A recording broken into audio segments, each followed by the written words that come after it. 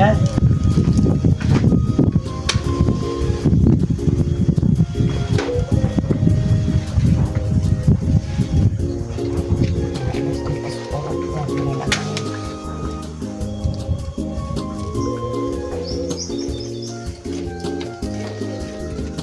Lagi.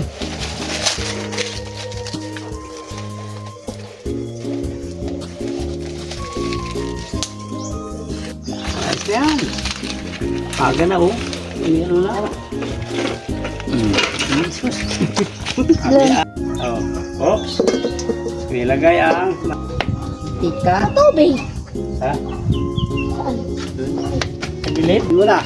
Bawang muna. Hop, yan bawang. Pagluluto si Kaida ng panibagong recipe.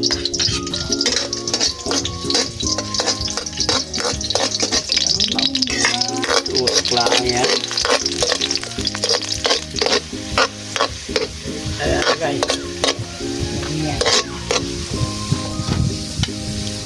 Ilalagay na natin ito. Huwag naman. Huwag nilutong pusa.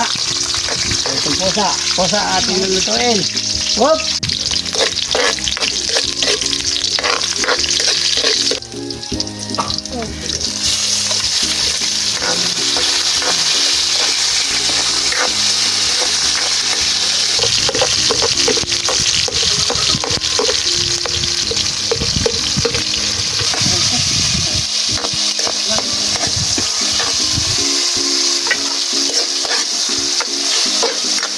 Isa na sibuyas, bawang, sibuyas, kamatis. Luluto kami ng pusit. Ito na ang sibuyas, bawang at saka kamatis. Ang isusunod naman natin ay ito namang pusit.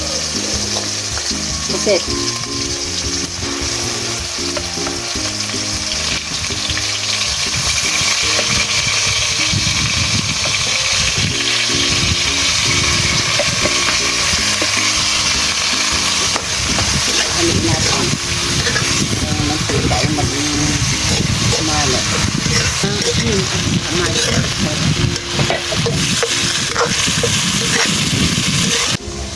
Lagyan natin ng asin para magkalasa.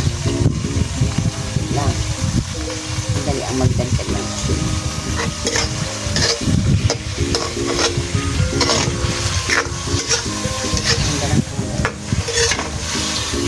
Sunod, ang pampalasa talaga. Magic sarap.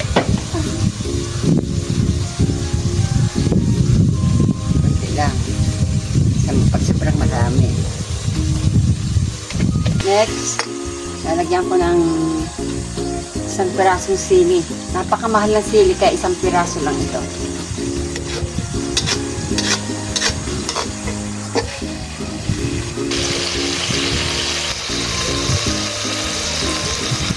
Titikman ko muna ito kung ayos na. Kung ayos na ang lasa.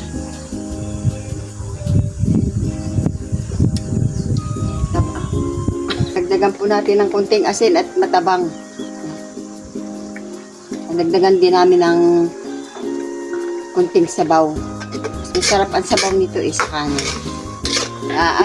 Dadagdagan ko naman ito ng sili dahil hindi man lumasa yung isa.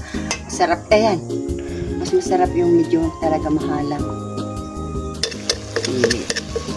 Para hindi na konting sabaw. Dahil mas masarap yung sabaw niya.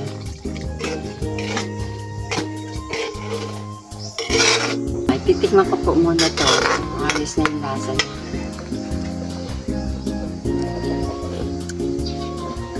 Sarap. Kain ko na po. Kain na kami. Yan.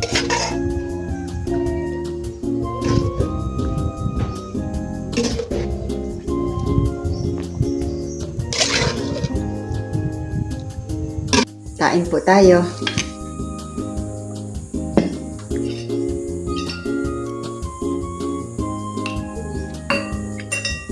Wala po akong kasalo. Ang mga kasama ko po yung mga wala pa din. Ako po gutom na kakain ako.